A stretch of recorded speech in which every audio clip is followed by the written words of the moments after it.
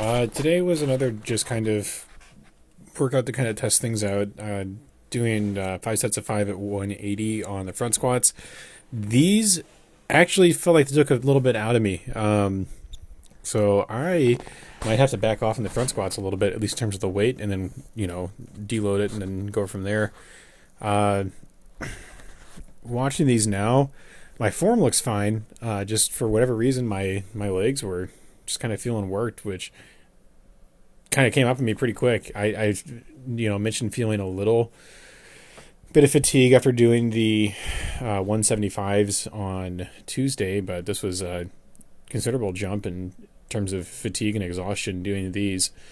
Uh, Again, they look pretty good right now. I could probably stand to be a little bit more upright when I'm in the bottom of the squat and as I'm actually going through and doing the motion. So that again will just kind of come with time as I'm doing these more and more and getting used to that position of it. I might maybe take a break on Saturday and do some back squats. I haven't tested my max back squat in a while, and feel like something like that's probably in line to be done. So hopefully I could probably get 385 or 400.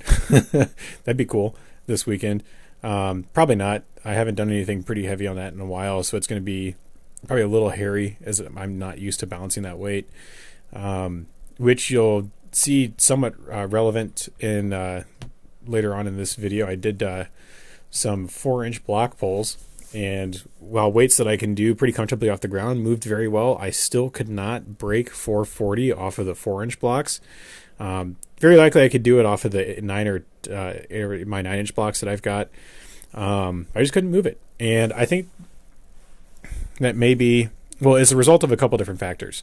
A big one, which will become apparent as the videos play out, but still running into issues with my hips being just a little bit too high. And I'm not, I'm really kind of struggling to figure out how to physically or mentally check that as I'm going through and doing these reps and these sets of block pulls and kind of heavier deadlifts. When they're off the floor, I feel like my hips are doing very well at staying low and in position. But naturally they are going to be higher with your block pulls because you're pulling from a higher position. Everything's going to be higher up. But it almost seems too high relative to where I should be. And one problem I was running into is that the bar is a little bit too far forward, which is also going to be a little bit natural with this position, just because whenever you're pulling it, the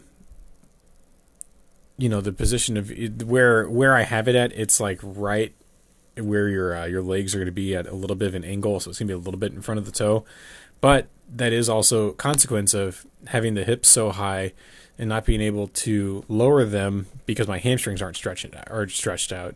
So honestly, maybe before I even do block pulls, I need to stretch my hamstrings and get things a little bit more loose so I can sit back a little bit deeper in the rep, or in the position to pull that than what I am now. Because it seems to me like it's more of a mobility thing than it is a strength thing right now. If I had the mobility to sit back a little bit deeper and really hold that position and be able to apply the power that I have in my legs, I could probably pull the 440 without any problem. But as it stands right now, I really don't. And that's just kind of one of the thoughts that's crossed my mind. So if you watch this 405 right here, hips fairly high, back rounding a little bit, which is not ideal. But I pulled the weight up because it's something that, again, that I mentioned on Tuesday. At this point, I can just more or less do at will. The 440s, I didn't trust my grip, so I just use the figure 8 straps because I've never really been too concerned about grip with these heavier block pulls. It's more about just getting the hips to be acclimated to moving a weight that heavy. So right here, you can see how I'm setting up for this. So I come down, sit in a good position there, and then my hips shoot back up to where they were before I locked in, and I lose all of that tension that I had in my hips. So this is something that I went back and watched the video of to try to figure out what the hell went wrong, because I had it and then I didn't. So something went away. So I tried one more time at 440, and I really kind of made sure to pay attention at locking my hips in lower. And if memory serves, I did hold it lower, but I still wasn't able to move it. I think I did get it off of the blocks a little bit. So I was able to break the weight, but I wasn't able to actually go anywhere with it. So yeah, it broke.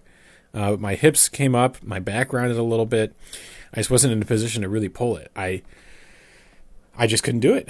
And again, that may be a consequence of just one, not being able to do it, or two, just I have not ever actually done a block pull off of a 4-inch block with a deadlift bar.